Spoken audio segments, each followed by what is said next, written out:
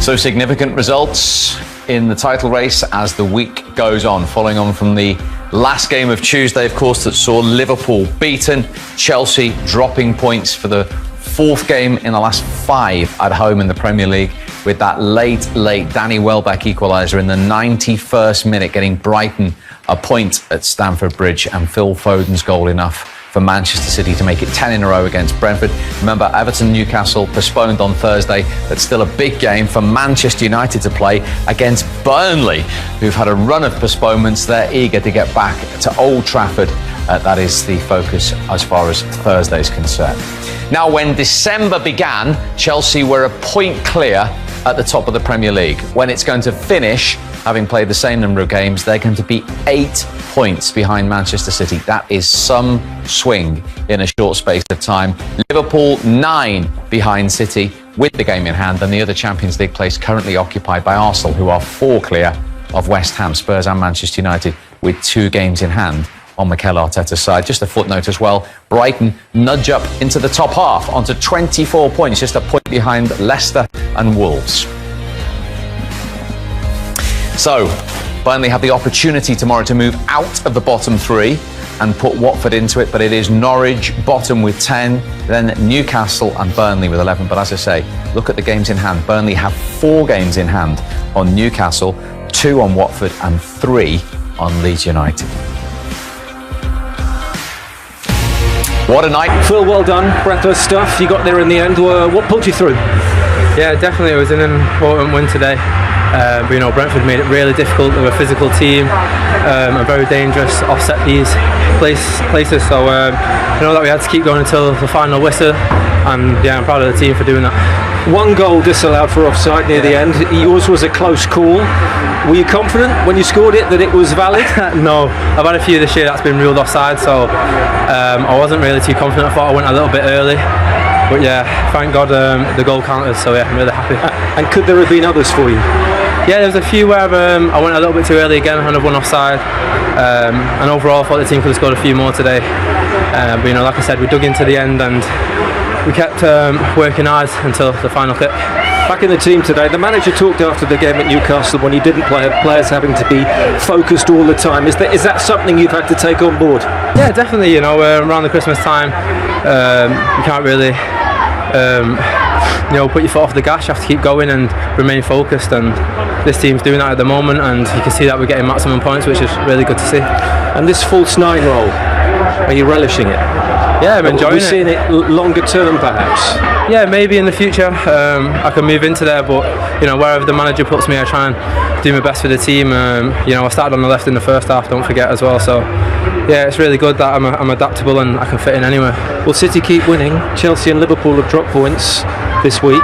An 8-point lead, is this turning into a decisive period in the title race? You know, it's the most challenging league in the world, and it just goes to show that you can drop points at any time. And like I said, the team's remaining focused at the moment and playing really well, so I'm happy. Thanks, Phil. Thank you. When you've got a player at his disposal to bring back into a team that's just won 9 in a row, is that an embarrassment of riches? It certainly is. No, he spoke so well also there, you know. Tonight he played so maturely. He played like a 29-year-old.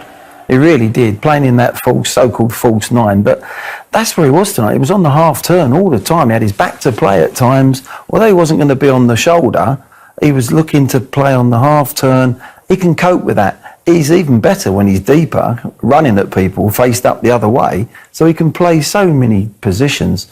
He's so flexible, but he's got end product. There's a lot of good youngsters around, but they haven't got his end product. You see him go in there and he scores an offside goal with his head.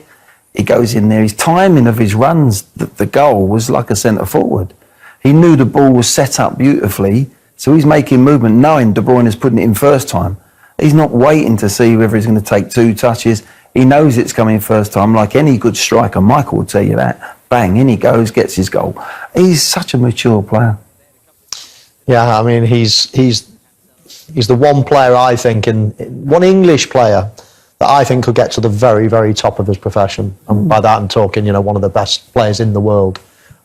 We've had some great players over the years. Of course, Harry Kane is still right up there. But this lad is special. This lad is different. He's got absolutely everything. He's strong as an ox, even though he's small and slight. You know, he's got pace, even though, you know, when you look at him, he doesn't scream pace at you. His shape, but he's quick. He's so intelligent. His touch is just a dream. I mean, as I say, the highest praise I could say is that he could get to the very top. We're talking Gascoigne level. You coached it. Would you love to have coached Oh, yeah. Phil Because Foden? I'll tell you what he's got as well. He understands the game. He understands positions. And is that a big thing for a coach to see a player who without does doubt, that? that's one of the biggest things. Is That's it? where you say talent isn't enough. You know, you've got loads of talented players around the world, but can they go into a team? Can they understand where to be at the right time when the ball's going to be released on the opposite side of the pitch? You know, I saw him do that when he was 17. He's so mature, he really is. He's going to hit his peak probably earlier than a lot of other youngsters because he's that good. And he can, as I say, he scores goals, he creates. You can play him deep, you play him wide, you play him as a false nine.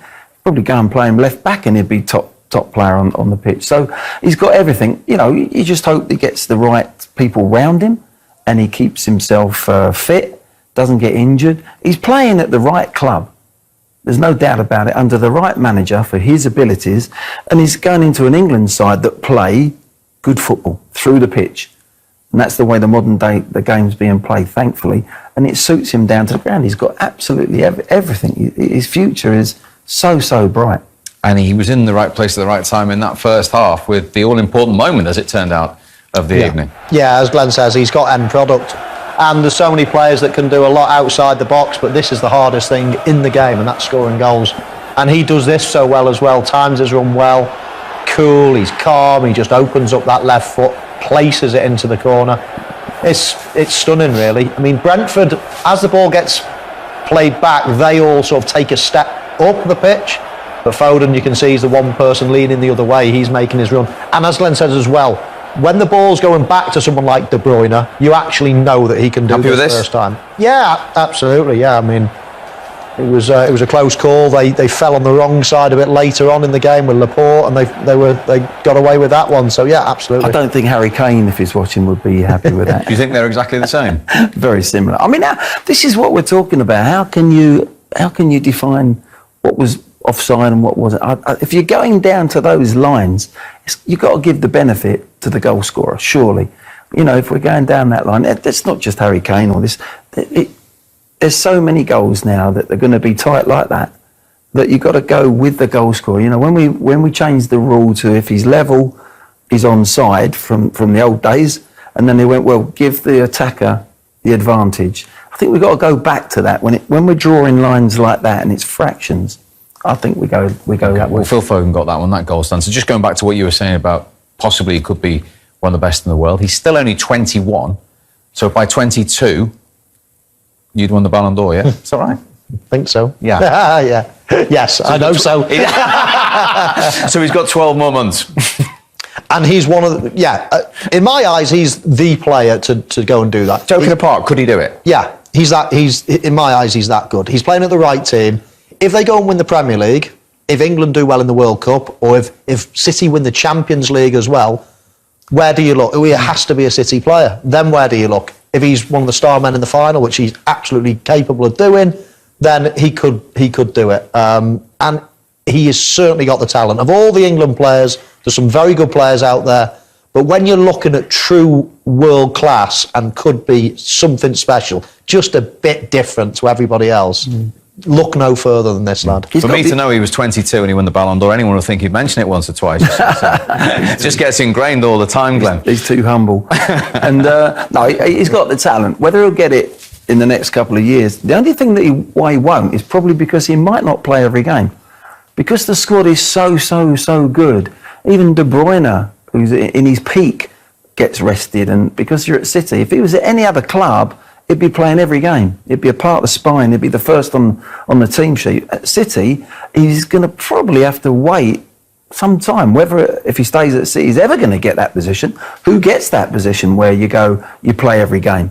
Unless Messi had gone to City or something like that, then that might have changed. But he's going to, in the next 2 or 3 years, touch wood, that he doesn't get injured, this kid could go to the very, very top of world football. I agree with Michael. I said it a couple of weeks ago.